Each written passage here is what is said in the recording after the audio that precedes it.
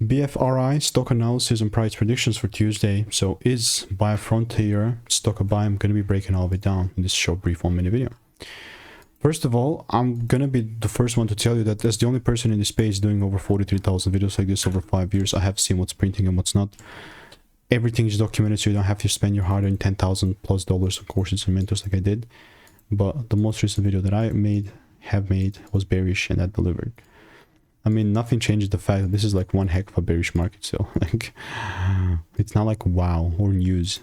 It's really still just freaking. That's that. And if this does not sort of pump up and shows me some sort of a shift, then there's just no way that I'll look to take it down.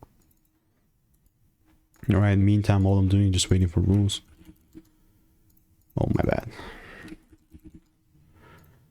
And that's how BFRI would look like. And if for me to be bullish, it probably would just either have big catalyst or breaks above 110.